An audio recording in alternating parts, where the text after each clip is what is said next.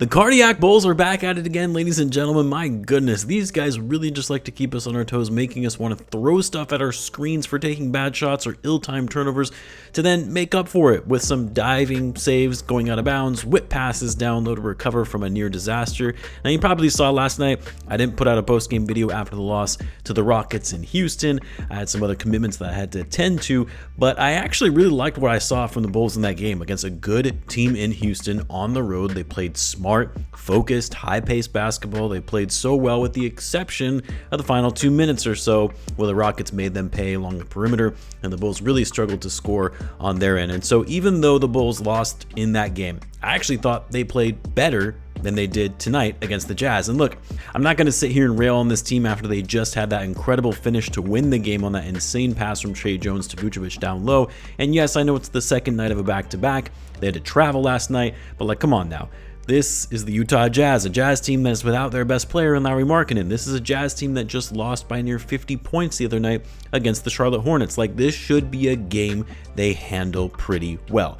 And they did for a bit in the fourth quarter, where they finally took their biggest lead of the game at 12, but then just had some bad plays, bad fouls, like when Kobe fouled Keontae George from 3, bad turnovers after they would finally get a stop and then just hand it right back over to the Jazz.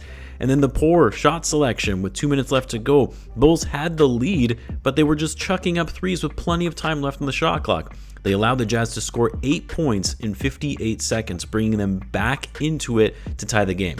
Coby White, and look, I know he's been in and out of the lineup. He's not playing in back-to-backs, and I'm sure that's throwing off his rhythm, but some of his decision-making down the stretch, getting himself into bad spots, not slowing things down when you have the lead, missing critical shots. I mean, thank God for Isaac Okoro. With that incredible save on the offensive rebound off the miss from Coby White in that final possession, saves it to Tre Jones, who somehow maintains his balance before falling out of bounds and whips a pass over to Vucevic, who's open down low. If that doesn't happen, we're probably having a different conversation and blaming this loss on Coby White. Between the 2 fouls, one being the foul on a 3-point shooter, the turnover where he threw it away after trying to make a fast break when the Bulls had the lead, and then missed the 3 when the game was tied with less than 15 seconds to go. I'm still giving a pass for Coby because, again, it's hard not having consistent rhythm, not playing in every game, being on minutes restriction, but yeah, not a good game for Coby, and I was shocked that he was in the closing lineup over Matas Buzelis. I know Matas didn't have the best game, not that it was bad, but he also wasn't given opportunities in this one where he took 7 shots and only played in 19 minutes. Stuff like that frustrates me because if we're gonna talk about this being a year of development, Matas should be your focal point in the development department, and he should be getting more than 19 minutes in a game against the Utah Jazz. Patrick Williams, although he had a much better game tonight, should not be getting more minutes than Matas Buzelis. I'm just saying. It was good to see Pat finally have a respectable game. He was 3 for 3 from 3 after missing damn near every 3 over the past few weeks. Actually had some big-time rebounds where he was snatching it away from Filipowski. He was aggressive. He was aggressive, Pat, tonight. And aggressive, but actually finishing while being aggressive, not being aggressive and turning the ball over.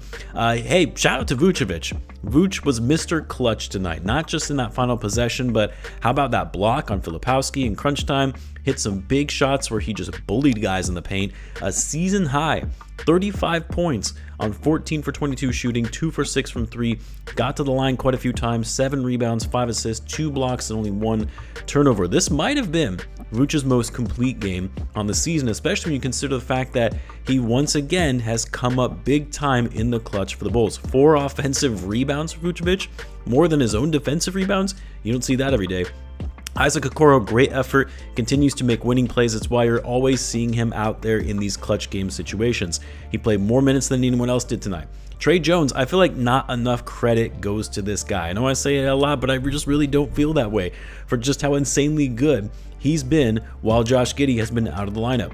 Like tonight, he didn't have an insane scoring game like he did against Houston, where he popped off for a career-high 34 points and only missed 1 shot that entire game. But every game, he's always doing something to contribute in some fashion. Tonight, he only scores 7 points, but tallies 8 assists, with arguably the assist of the game on that pass to Vucevic, and then 4 steals for Tre Jones as well. He continues to lead the Bulls in steals this season, and it's not even close. Hustle player, high IQ player, knows his role, knows what he needs to do to get the job done. Man, did Dalen Terry have himself a nice game? 11 points, hit 3 threes. What is that, a career high for him in threes made in a game? 5 rebounds, 3 steals, 2 blocks. I mean, I'm not going to sit here and say, hey, the Bulls, maybe they found something in Dalen Terrio, because I've already said a few times, I just don't think this guy is an NBA level player. But it goes back to this point around development. You got to find minutes for these guys if you truly want to see what they're made of. And it was an impressive game for Dalen, who is finally getting some run in the rotation with all these injuries right now. Good game for Ayo Dosunmu as well. Put up 15 points on 6 for 11 shooting, 6 assists, 3 steals. Bulls shot the ball well tonight. 17 for 43 from deep, 40%, 51% from the field. 36 assists as well in total with no Josh Giddey. That's really good. The problem was they just didn't play much defense. I mean, neither team did, really.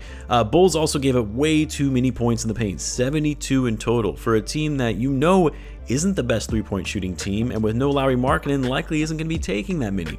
You have to be locked in on your interior defense and letting them take those outside shots more. What's also crazy is that the Jazz outscored the Bulls on fast break points 20-12, which is rare considering the Bulls have always been one to outscore, usually anyway, their opponent in transition. Anyway, close game, a little too close for comfort, but a win is a win though. And hey, the Bulls have a couple of easy games. Well, who the hell knows with this team anyway. No game is easy, an easy win in this league, but they've got back-to-back games against the Brooklyn Nets, one at home, one on the road on Friday and Sunday. They've got a chance to get back to 500. Let's see if they can do it. Anyway, in the meantime, guys, check out my interview with NBA insider Brett Siegel from earlier this morning if you missed it. We talked all things Bulls, trade buzz, and rumors. As always, guys, be sure to subscribe, and I will see you in the next one.